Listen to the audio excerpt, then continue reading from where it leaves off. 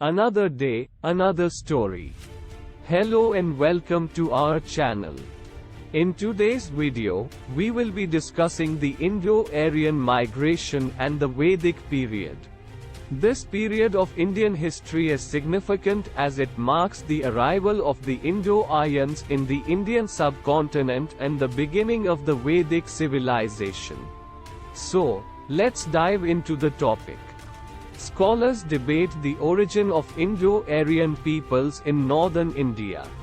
Many have rejected the claim of Indo-Aryan origin outside of India entirely, claiming the Indo-Aryan people and languages originated in India.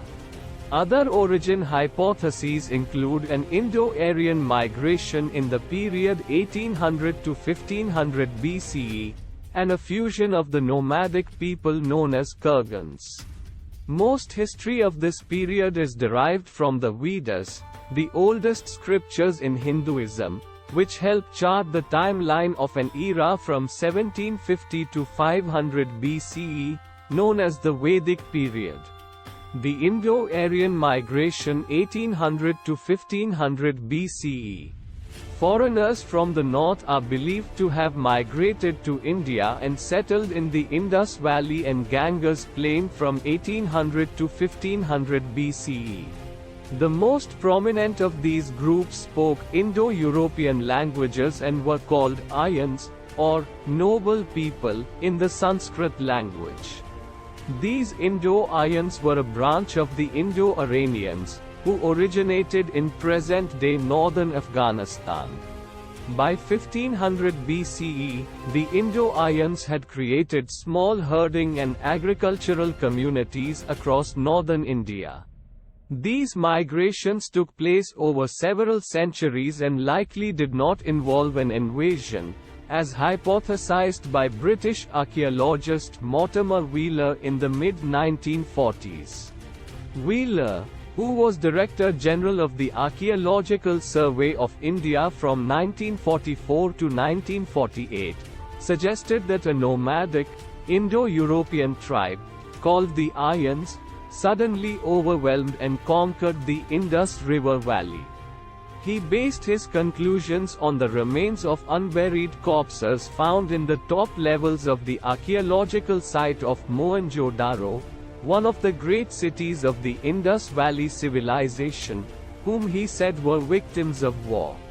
Yet shortly after Wheeler proposed his theory, other scholars dismissed it by explaining that the skeletons were not those of victims of invasion massacres, but rather the remains of hasty burials. Wheeler himself eventually admitted that the theory could not be proven. The Kurgan hypothesis. The Kurgan hypothesis is the most widely accepted scenario of Indo-European origins.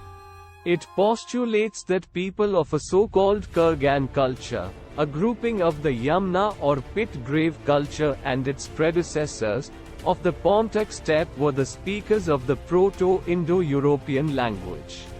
According to this theory, these nomadic pastoralists expanded throughout the Pontic-Caspian steppe and into Eastern Europe by early 3000 BCE. The Kurgan people may have been mobile because of their domestication of horses and later use of the chariot.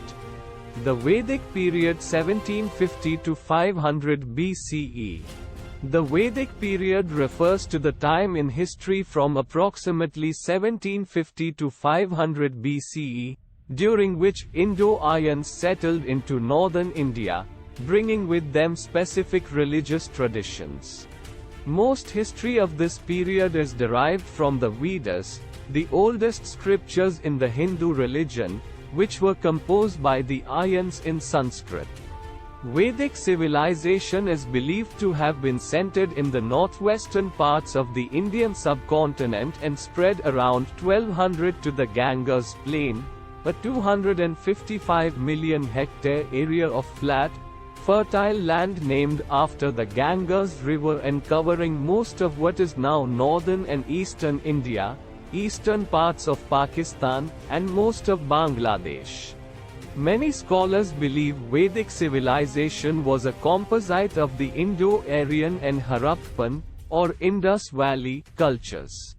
Early Vedic period 1750 to 1000 BCE. The Indo-Aryans in the early Vedic period, approximately 1750 to 1000 BCE, relied heavily on a pastoral, semi-nomadic economy with limited agriculture. They raised sheep, goats, and cattle, which became symbols of wealth. The Indo-Aryans also preserved collections of religious and literary works by memorizing and reciting them, and handing them down from one generation to the next in their sacred language, Sanskrit. The Rig Veda, which was likely composed during this time, contains several mythological and poetical accounts of the origins of the world, hymns praising the gods, and ancient prayers for life and prosperity. Organized into tribes, the Vedic Aryans regularly clashed over land and resources.